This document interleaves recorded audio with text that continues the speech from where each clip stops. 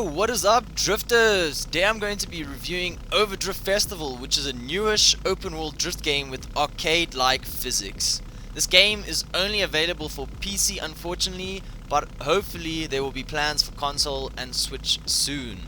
I decided to give this game a review after winning a Steam key in one of Goosiest streams, so shout out to the man from Gooselandia.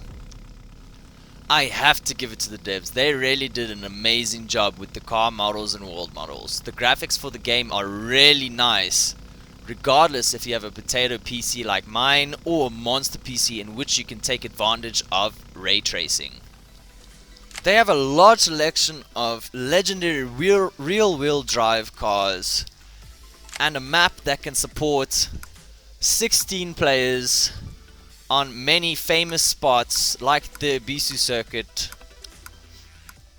Let's get into the tuning. So before we get into tuning, I want to talk about the upgrades.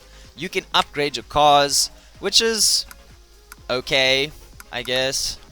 This spider-like diagram for you to upgrade your car till the ultra settings is also a little bit weird for me, but I think I could get used to it. It's kind of cool that you can upgrade different parts. Makes the game a little bit more grindy. I see a lot of drifters every single time I join a session. People are farming money. I don't see often too many tandems, which is quite sad, but I guess the game is still quite new. Now in the tuning, it really does remind me about Car X's tuning style. You have a whole lot of options and stats that you can adjust on your car so that you can make it drive however you want it to be. For the base car, this is what I am currently using on a PS4 controller. Nothing too special. There is a little bit of a oversteer and understeering issue, but it is manageable. One thing, however, that really shook me off of this game at the beginning is the controls. When I started playing, none of the controls were inputted. I had to go and input all of the controls so that I could play this game on my PS4 controller, and I think this would throw off a lot of people. So if you want to copy, this is what I'm using currently. Maybe I'll get better ones later in the future. Let's get into customization. So the game does have a lot of customization, and you have to reach a specific level to obviously get some of like the customization, like for the cockpits and the paint job.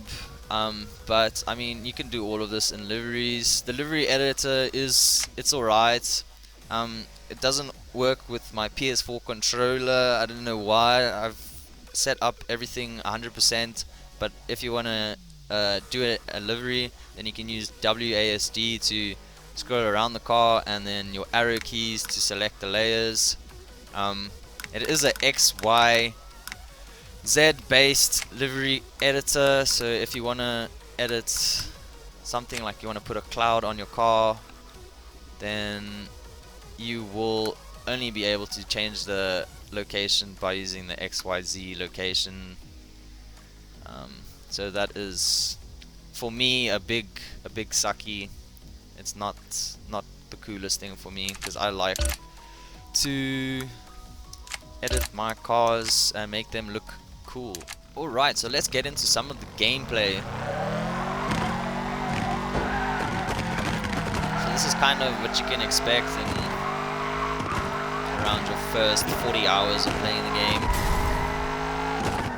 Obviously I'm not a pro at this game. I play a lot more Car X, as you can see on my channel, but this is definitely something new and very fun. People have told me that it's very similar to Forza Horizon physics. I'm not so sure because I've only played that game a few times.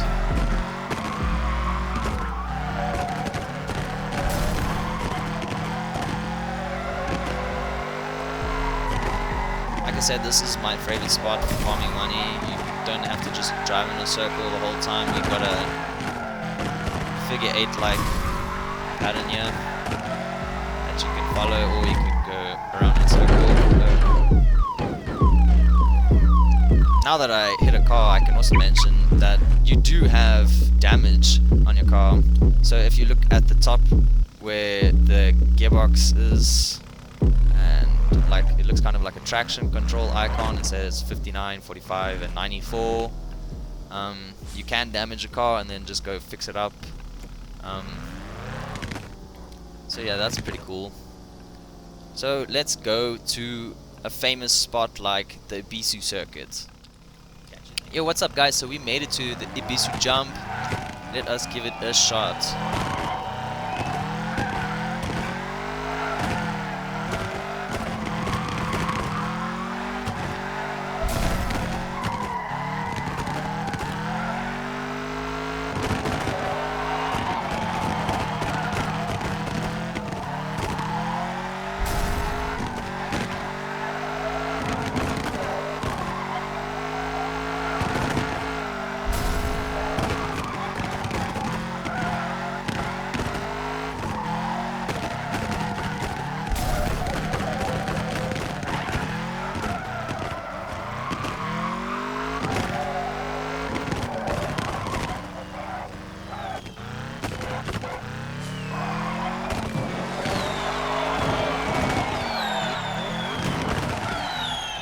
Wow, very disappointing.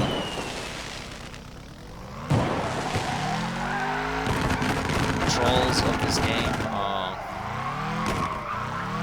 not what I'm used to. I'm used to CarX, obviously, and Assetto Corsa.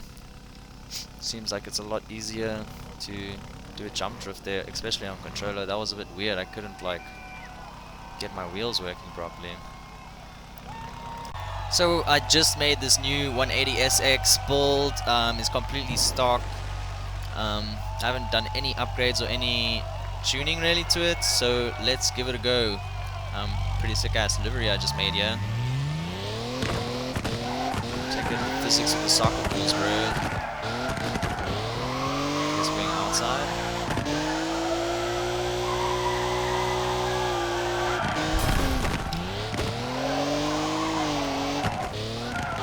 I'm supposed to transition there.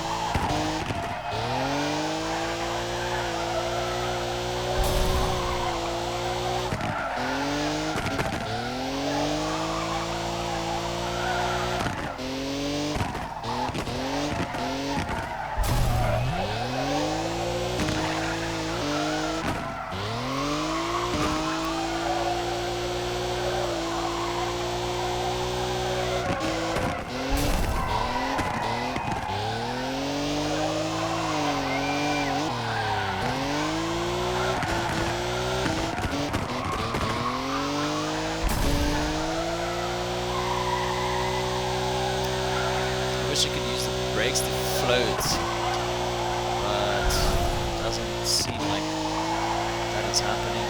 Kind of sad. Okay, so as you can see, I'm now left with 14,000 bucks, and I just bought the ultimate steering. Let's see how much of a difference it is.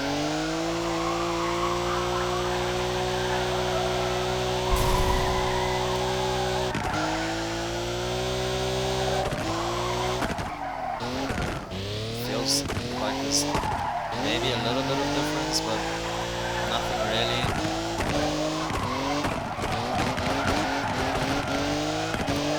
This car still feels way too grippy in my liking.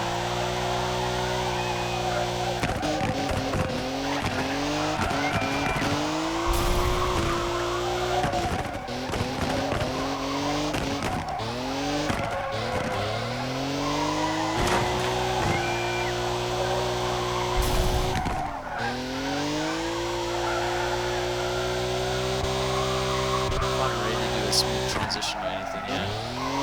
Very sucky.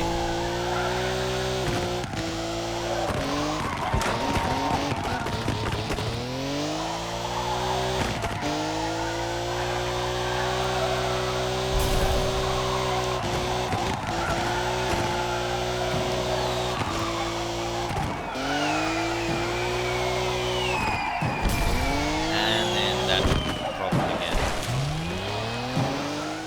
So let's get into the end of the review. Some things that I would like to see the devs add to the game is, for one, a dynamic reverse cam. So I noticed you won't be able to do reverse drifting or anything like that. You have to like flip your camera around. That's just a quick addition that the devs could add to one of the POVs for when you're drifting. Another thing I would like to see the devs add is traffic collisions. If there's an option for the traffic collisions to be turned off, because it's super annoying when you're trying to farm money or get a good drift in the street, and then you hit a car and your drift score counter is now 0. Very annoying. If there's maybe like an option that they're gonna add where you can turn off AI collision, off depending on like if it's a specific type of server, etc, etc.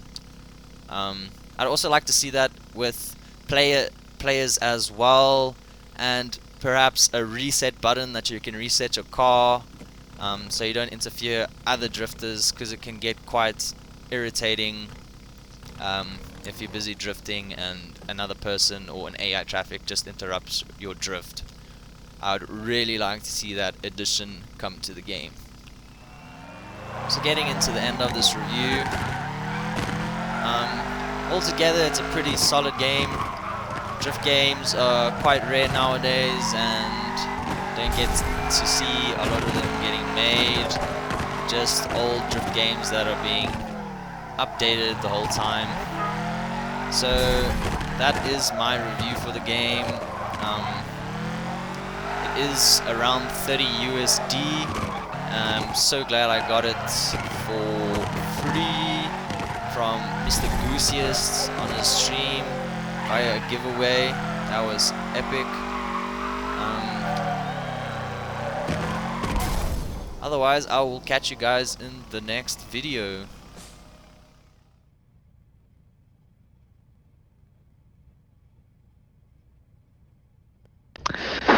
Yes.